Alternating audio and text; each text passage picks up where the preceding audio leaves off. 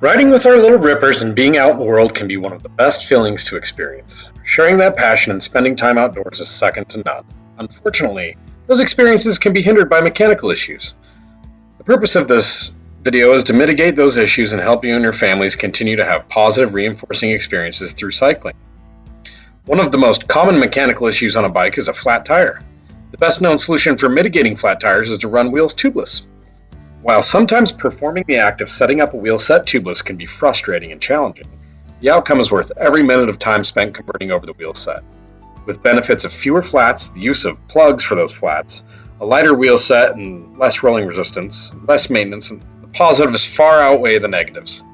This video focuses on converting a wheel set to tubeless for children's bikes, but can be used for any bike. There are several ways to convert a wheel to a tubeless setup, but we will focus mainly on one. The following list of items will be needed for removal of the tire and to convert the rim: tire levers, a solid floor pump, Gorilla tape, Stan's tire sealant, and Stan's tubeless valves. After removing each wheel from the bike frame, the tires and tubes can be removed. Tire levers are wedged under the bead and slid along the rim to remove the tire bead over to the outer edge of the rim. Once one side of the tire is off, the tube valve can be pushed out and the entire tube removed.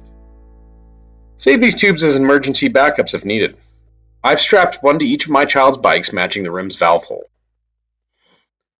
Once done pulling the tire off, the rim needs to be cleaned with a dry rag. I tend to leave any rim tape already on if it's covering spoke holes, as it tends to help seal up the entire setup.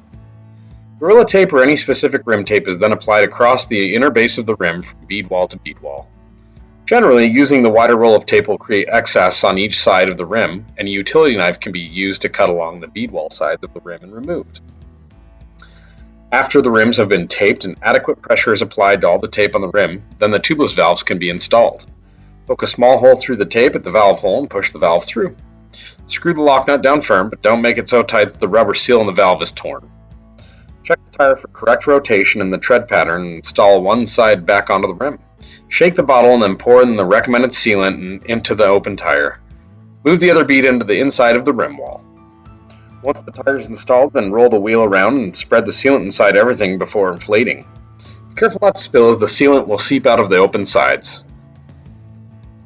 If possible, try to pull the tire sides into the bead wall as best as possible. This can be done at least on one side of the tire. They will generally inflate pretty easy.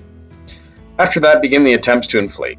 If the system is set up correctly, most often the beads will pop into place and there won't be any question if it worked or not. I've had some tires that refuse to install, but this sound is what you're looking for. When a tire won't seat, there are some other methods to try. One is using a tie-down strap around the tire as you attempt to seat the tire. More often than not, using an air compressor versus a floor pump provides a powerful steady stream of air to get them to seat. If you can't get it, don't be discouraged. Some tires were just never meant to be set up tubeless. As for tires we've had luck with in 20-inch bikes, the V-Crown Gems, Kenda Kinetics, and Schwalbe Rocket Rons, all set up tubeless without a problem. We did buy some replacement 20-inch Bontrager XR1s that we could not get to seat on any number of rims. Tubeless conversions offer a lower rolling weight in the wheels and ultimately more speed because of the weight reduction. The biggest challenge to a kid's riding is their body weight ratio. So a tubeless setup is really a no-brainer. Not having to worry about tires popping is a reduction in stress for the parents maintaining the bikes. Having more traction at lower levels of PSI is an added safety benefit. With a few simple items like tire levers, tape, sealant, and valves, the conversion can take a matter of minutes to perform and hopefully increase the level of enjoyment, opportunity, and experience for all the riders in the family. Thanks for joining us. Don't forget to like and subscribe, and keep an eye out for more how-tos and tips. Thanks for watching.